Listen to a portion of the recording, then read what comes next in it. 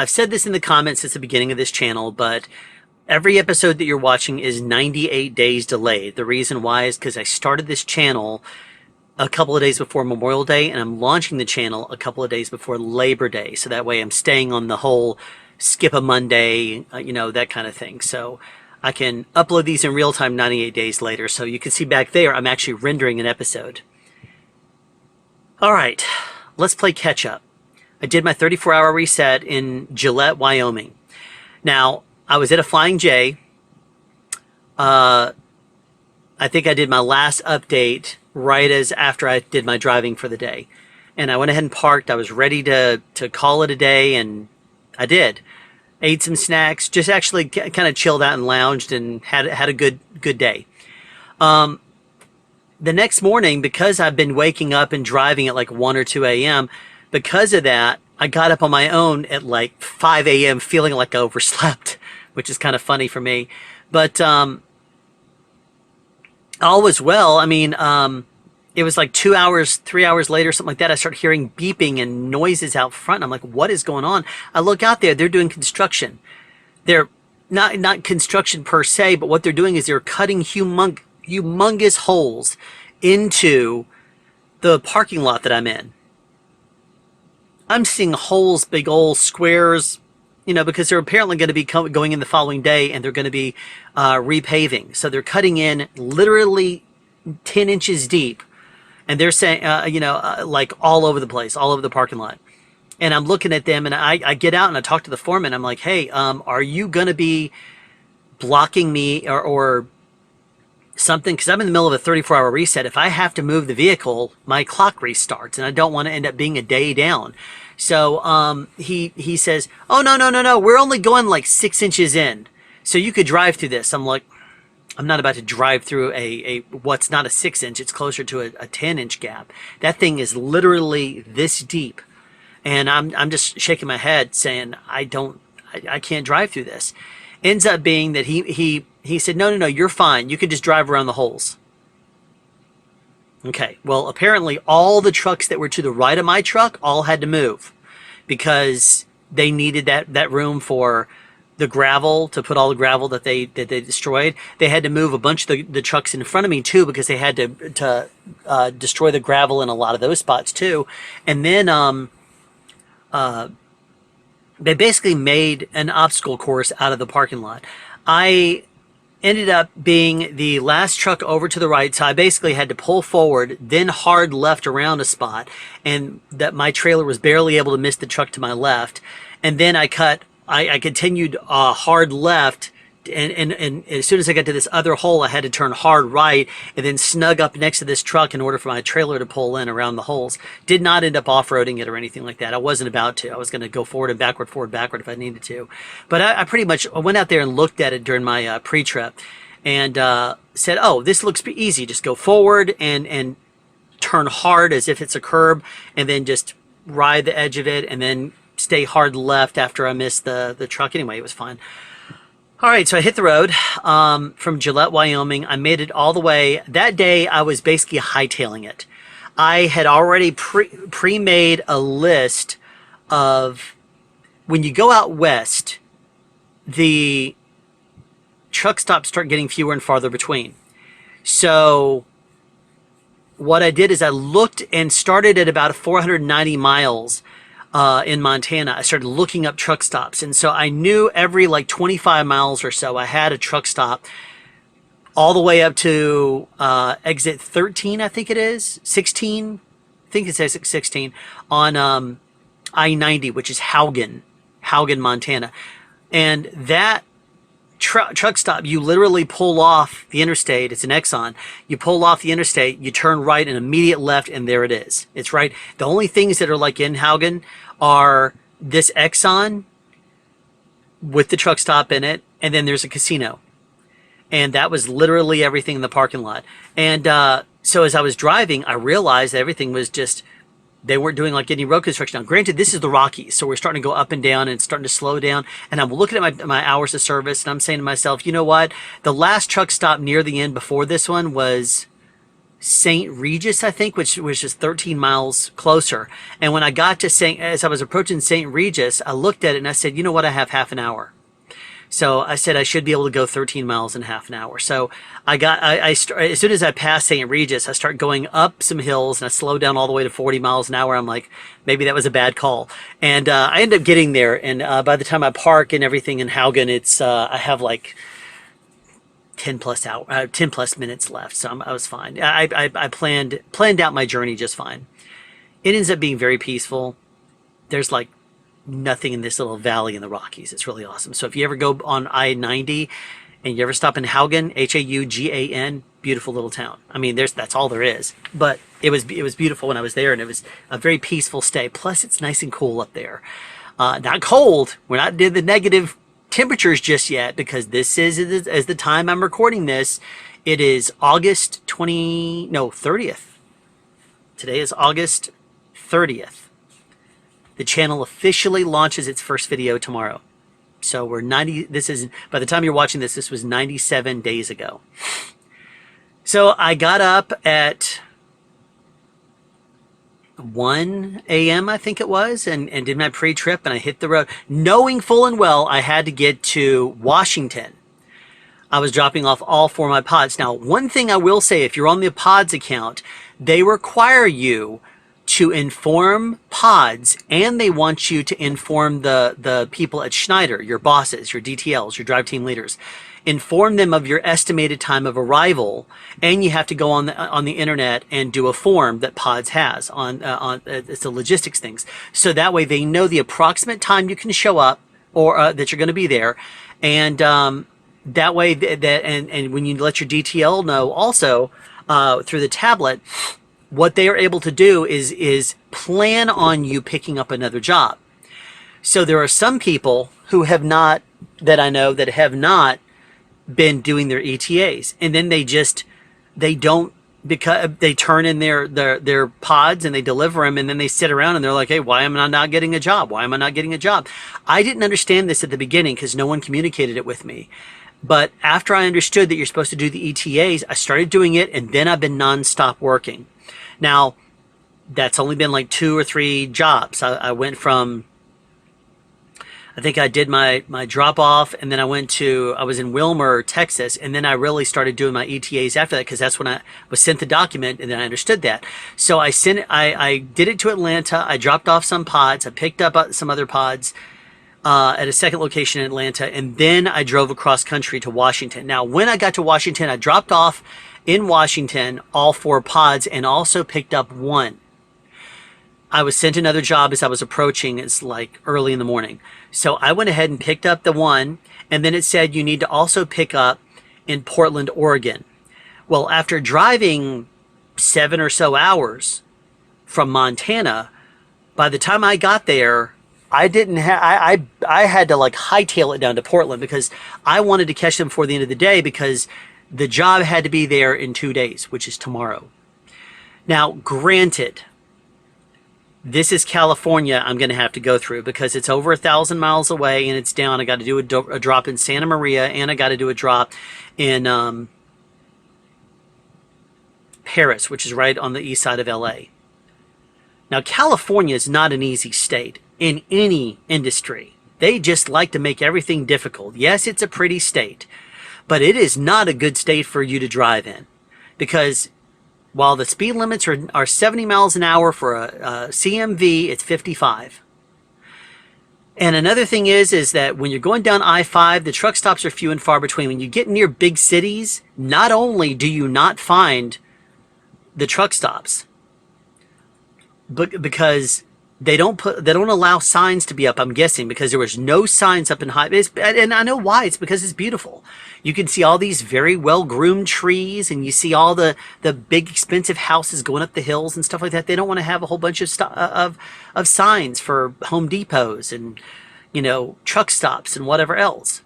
But that just means that it's so annoying when you're trying to drive. And plus, there's got to be an area that's, I don't want to say run down, but that is in a position to want to have a truck stop, which means, run down. But by the time I got in there, well, I mean, all right, first of all, I was able to pick up my load over there in Oregon, because which is right outside of Portland. I picked it up, and then I said, okay, the nearest truck stop is about, it's like 8 to 10 minutes away, or I could go 24 minutes to a Flying J and then use a shower, because I have not got shower power yet. Mainly because I didn't start driving until about halfway through this month, and I just hit the 5X booster on points, and I'm only like, how many points away? I'm not very far away from hitting shower power, but unfortunately I'm not going to hit it. Anyway, that's annoying because I'm so close, and yet tomorrow is the 31st. Last day of the month. So if I don't get it by then, which I'm not going to, then that's it. I'm probably going to try to fill up on my way in to stop for the night at the truck stop. And we'll hope and pray that I'm able to get my points. And I don't, let me see, where is it? Rewards, let's see, where's shower power? It's inactive. Let me lower the screen down in brightness. 796 out of 1,000 gallons. I'm not going to be able to fill up 204 more gallons tomorrow. But it's okay. I'm on the road now, and so I expect to get shower power next month. So that will help. So anyway, I got on the road. I drove 24 miles, got stuck in a little bit of traffic, and then when I got to the Flying J, there was like 2 spots left, and there were people all over the place, like going into reserve spaces, going all over the place, and people were driving like idiots at this point.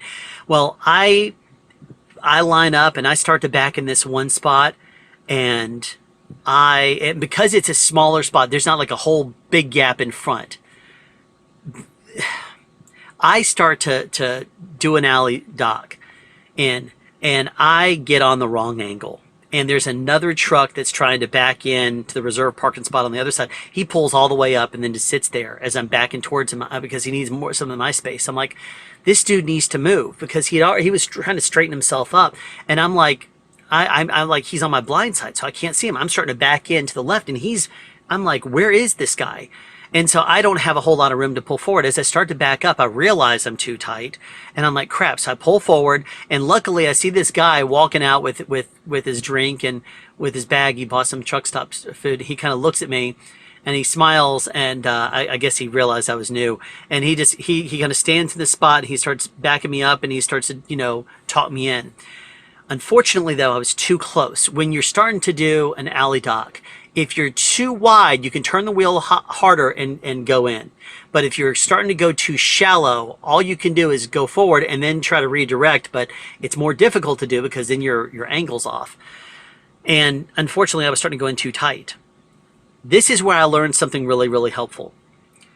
I got to the point where I pulled forward one time, but at this point I'm like getting nervous because I'm seeing my hours of service going down, because it took a little while to get through the parking, with the traffic. It took a little while to get through the parking lot because everybody's parking, and here I am trying to get into this spot, and I go in at the wrong angle. So I'm like, great. So I start to get myself forward and backward doing this number. He's like, back up. But he's like, turn the wheel, because I was starting to come into the guy's mirror. And I see it. I'm like looking at it like I need to straighten out, because I'm coming in at a slight angle like this towards the guy's mirror, and I need to pull forward to try to straighten it out, but there's like 2 feet of gap. So I'm trying to go forward, then back a little bit, forward, backward, because I should have pulled forward when I had the room and then re-angled myself, especially since I had a spotter. I was like not knowing what to do. Apparently, being an experienced trucker, though, and this is something that might help you too, he looks over at the truck that I was about to hit the mirror. He knocks on the window. The guy looks over, and he asks, and I don't hear him, but I see him, pointing at the mirror, and I see him do this number. And so the guy, he grabs it and tries to shake it, and then he's not able to. And I'm like, okay, so I can't, but and so at this point I get out to look. I get out to look, and I'm going to ask if I should just wiggle my way back forward, because if I could just get about another 3 feet over, I could pull forward, because there was somebody had dropped a trailer, a small, like 28 footer. So if I could just get another this far, another 3 feet, doing the little forward, backward, then even though the trailer is here, if I could just get to that point, I could pull forward and then straighten up.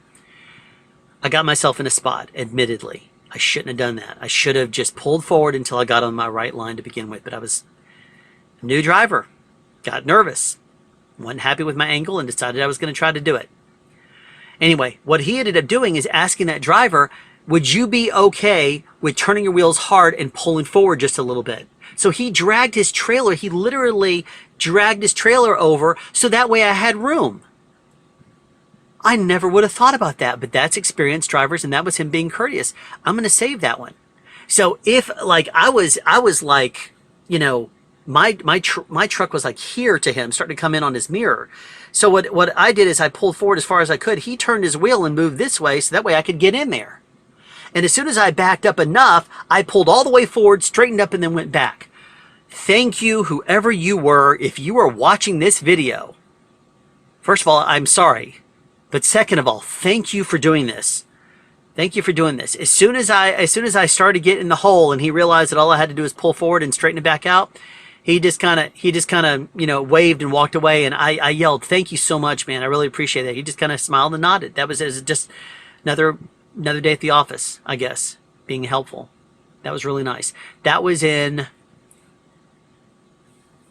Donald, Oregon, at the Flying J.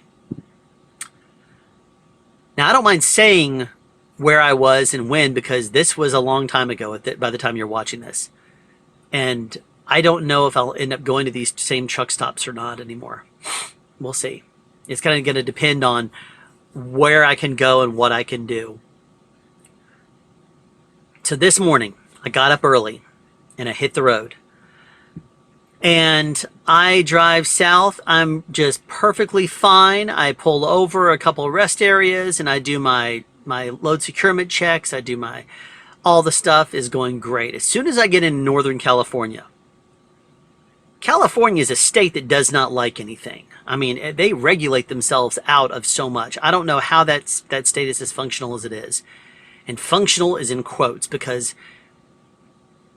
it's got a lot of issues. So like, for example, because I'm going into California, I was emailed 2 documents. One to inspect and look for a gypsy moth, and the other one is a spotted lanternfly, which I was trained about in training with Schneider. Now, I didn't do a whole lot of stopping, so tomorrow morning I'm going to have to really inspect well to make sure that the spotted lanternfly and the gypsy moth are not around.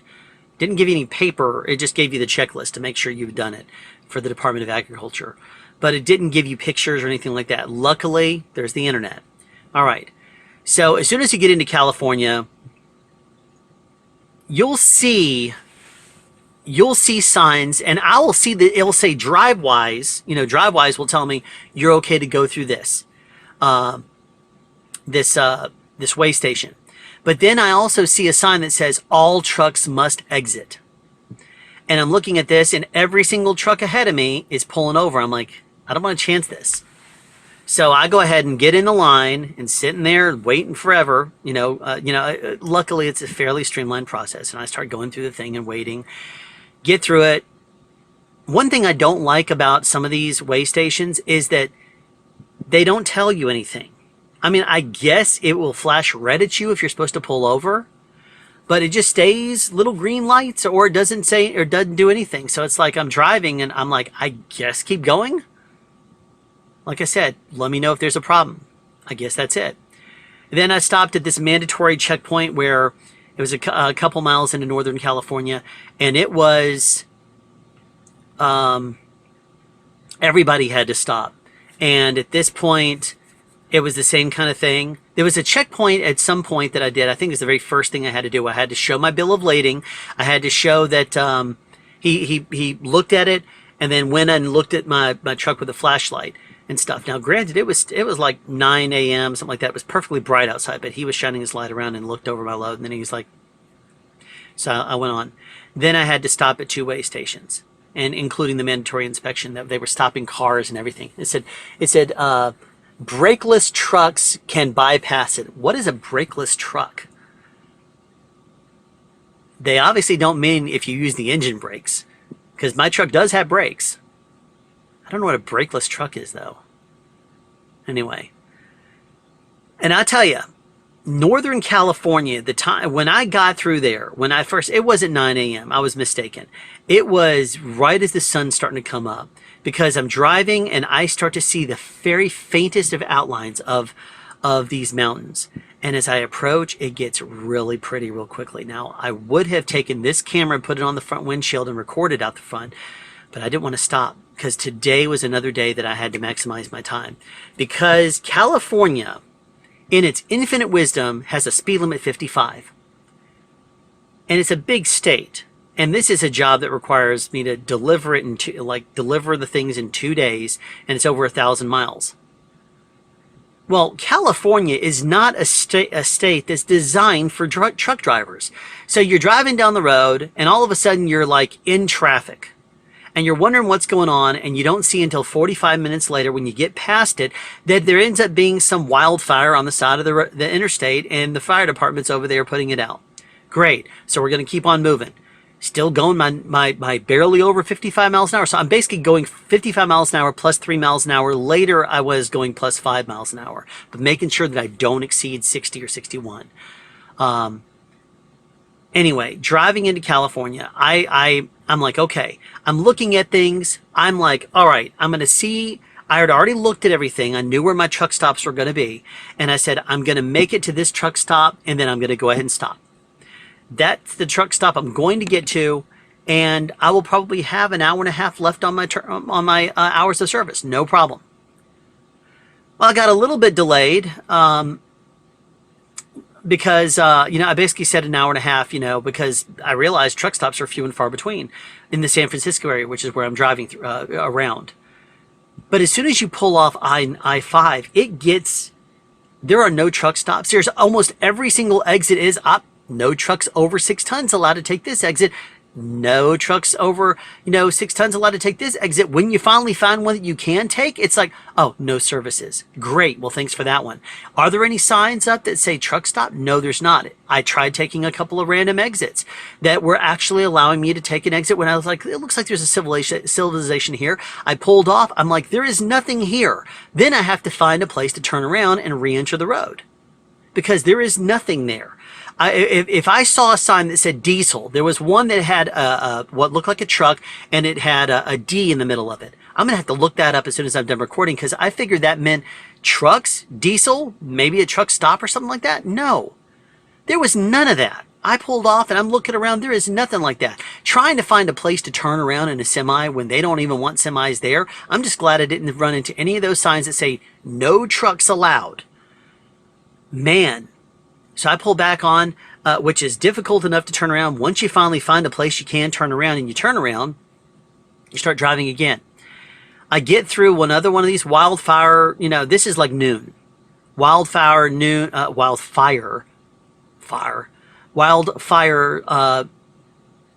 slowed me down for about 45 minutes to an hour. And I'm looking at things and I'm like, okay, where's my truck stop? Okay, I finally make it to the exit that I'm supposed to pull off on. But it ends up being that they're doing like road construction or something right there. So they block that off and they're like, nope, you got to go around. I'm like, I can't go around because this is all, I'm like, I need to go this direction because this is all no truck roads. Sorry, you're just going to have to find someplace else and pull back on the interstate. And I'm like, I pull back on the interstate. Now I have no idea because I have an hour and a half left on my on my hours of service. I'm like, okay, I should know, I should be able to put it in. I put in no truck stops found in the tablet. Okay, find truck stops along the way. Nothing. Find a rest area. None. So I'm like, okay, maybe sometimes I've noticed that if you're not within 25 miles of a truck stop, then it doesn't show you anything. So I said, okay, fine, reroute me to my destination again in Santa Maria. And so I start driving down that way. I get about, half an hour down the road, and I try to, do the same thing again when I come to a stop. I'm like, okay, Find, a truck stop. None available. Find some nearby. None available. Finally, I continue and it says, I say, find a truck stop. It says, I found one. I'm like, I don't know what this city is. I hit route me and it's 166 miles. And I'm like, what? That's the nearest truck stop? This can't be. Because when I looked at it in the San Francisco southeast San Francisco area, I looked at it and I saw a bunch of different truck stops. None of them are showing up in my tablet. I can't grab my phone and start looking it up. It's enough for me to be looking at the road and then saying, okay, I know from the tablet, if I press there, and then I have the muscle memory down, because one of the first things I did when I got in the truck in that first day that I was sitting there waiting forever is I said, muscle memories, memorize this. So there, there, there, there, there. If I do that, I'm going to find the nearest truck stop. If I go there, there, there, there, there, that takes me to the nearest rest area. Neither one of those was working. So I was like, okay. So basically, if I put my hand on the tablet, I can continue to look at the road, scan the road, and whatever else, and press a button. And then I position my thumb, and I'm looking at the road, then I press the next one. So that way I don't even have to look at the tablet. I know where it is. And I just keep my hand on there, and I put this pointer finger on the front left of the tablet. That way I know where everything is. I know where the muscle memory is. Okay. Driving. Continue driving down the road, looking for a truck stop. And the tablet warns me I have an hour left on my hours of service. I'm like, yep, find me a truck stop. Find me something. Let me find a truck stop. And I'm looking at every single exit looking for something. I'm like, no trucks over six tons. I'm like, great. So I'm driving down the road. Next exit, no trucks over 6 tons. I'm like, okay, is there anything here? It doesn't look like there's anything except not farmland, but it looks like it's all rural. So I'm not going to take that exit. There was, like I said, a couple exits I decided I was going to try to take and see what I could find. Nothing. So I back on the interstate. At this point, I'm frustrated. It says 30 minutes left. Then it says 15 minutes left, and I'm still not able to find anyone. And there's no shoulders. There's no place to pull over and let me look at it, at whatever. There's no traffic, so I can't stop real quickly, grab my phone and say nearest truck stop or anything like that. Nothing. So as frustrating as it is, I go until it says driving violation. I'm like, great. I've exceeded my 11 hours for the day. Brilliant. Love it. Frustrated like crazy. Because at this point, I know that because they closed down that exit, they were doing construction and said, no, you can't take this. Because of that, I'm stuck on this road and I'm unable to stop. I'm unable to take exit. As soon as I pull off and try to take an exit, there's stop signs, sure, but I can't just sit there at a stop sign when there's traffic all over the place. I have to pull off someplace. And the only places I can turn around are luckily in gas stations and stuff. And then I'm like, if it's too steep or something like that, I don't want to end up, but there's no trucks parking, no diesel, no anything, no services for trucks. California is a state that's very green, right? It's supposed to be very green. I have no doubt in my mind, and I know why truckers are all very red in their politics. It's because that they're used to going to these places and having a lot of stuff they have to deal with and regulations and stuff that make it very difficult for you to do the job. In California, because you cannot put these signs up because they don't want to mess up the beauty, because you cannot take a lot of exits, because you can't do whatever you need to do in order to find it. I had like 2 hours and 15 minutes, and then it all got sabotaged and I went over my 11 hours driving. There is no reason I should have done that, and I'm so frustrated about it. Now, I looked online as soon as I came to a stop here, and people are like, it's in reality, it's one of the least bad things you can do in a CMV. Yes, it's a violation. If drive safe, if you're pulled over, and you'll get a ticket for hours of service violation if they check your ELDs. Still, I don't like not following the rules. So it really irritates me. And who knows, maybe in time I'll be one of those guys who's like, yeah, it happens. But right now, because I had planned things out, I had planned out my trip. And then because they decided to, nope, you can't go here. I'm like, well, I can't go around. He's like, well, you're going to have to just enter and try the next exit. Try the next exit. This is California just telling me, just get on the road, just go someplace. There's no truck stops anywhere near San Francisco. not any ones that I could find from my tablet. And when I looked at my phone when I was prepping my trip, and I was looking at it, I said, I always plan for multiple trucks, truck stops to stop where I can make it. And I say, if I run into a lot of traffic, I'll take this one. That would be if I'm like stuck in traffic for like 3 or something hours and I can only go like 490 miles in a day, that's the one I'm going to go to.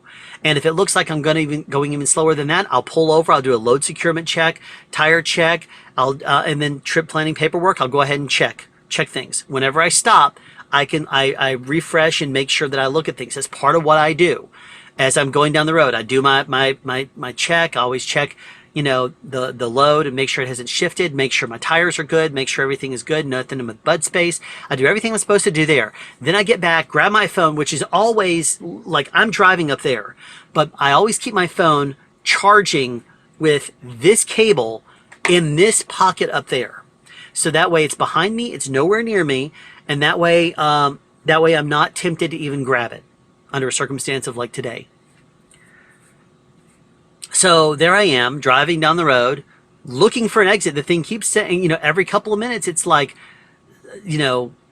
driving violation. I'm like, yeah, no kidding. Find me an exit. Find me something. I can't, there's no truck stop. There's no place to pull over. The rest areas are non-existent. They don't have those anywhere near there. And if you take one of the way stations, they're closed. And all it is like you pull off, and it's like got a couple little alleys there that you could pull over to if they need to stop you for some reason. But for the most part, you keep on moving. There's no shoulders. There's no anything. It's like, oh, let's just kind of make a little thing there. So to me, I got incredibly annoyed because I'm driving and it keeps saying driving violation. I'm like, yeah, no kidding. So finally I turned down the volume because I'm so tired of hearing it every couple of minutes. And in the meantime, I'm like looking all over the place, looking for an exit. And finally, as I'm driving down the road, I'm still continuing towards toward the nearest en route Flying J, which was like 110 miles when I finally put it in, which was when I had about an hour and a half. No, it was less than that. It was like when I finally decided 45 minutes, I think it was where I said, well, I'm going to drive down this road. And I remember seeing from the sky on my phone that there were some truck stops, but they don't have signs. There's nothing that tells you that it's a truck stop there. There's signs, I guess, but they're being blocked by pretty trees. Thank you, California.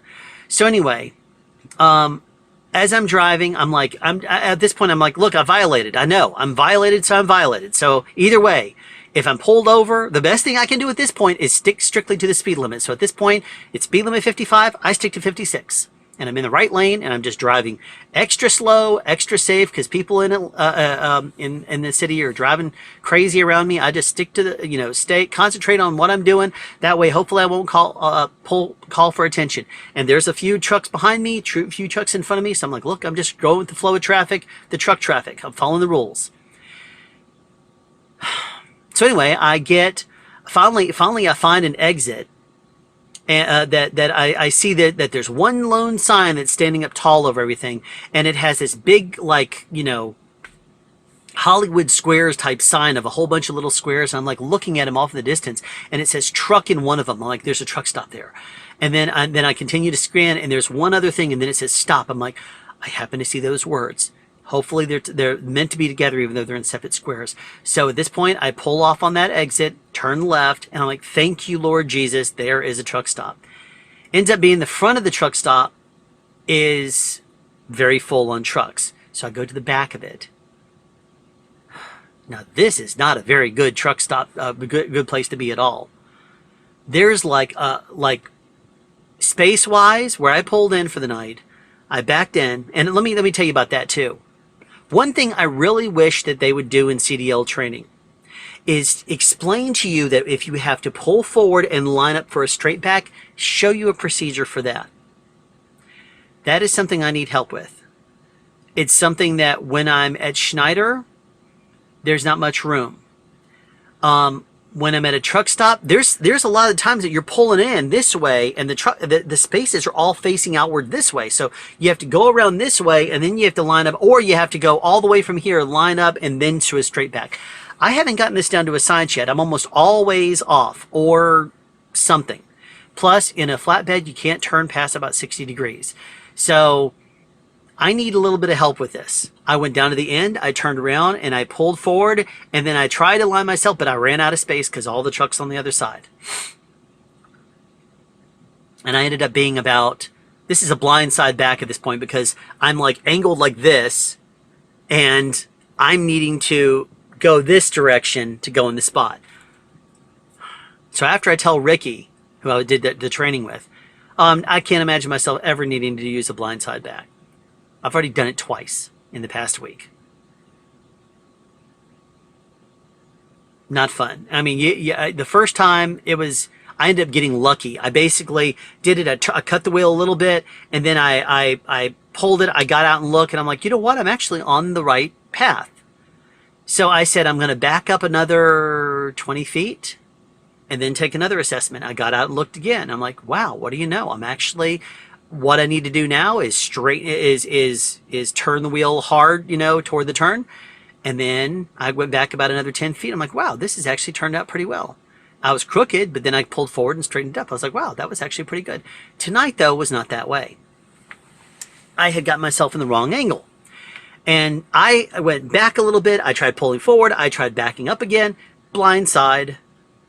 Luckily, there's a driver walking out, walking down from the truck stop. He looks at me and says, and does this number, and I'm like, yes, please.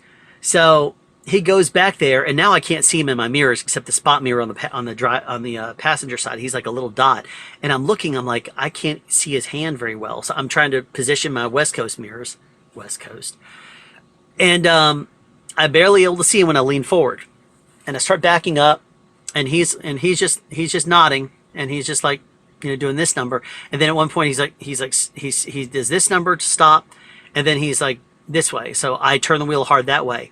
And then I'm like, you know what? I don't trust where I'm going at this point.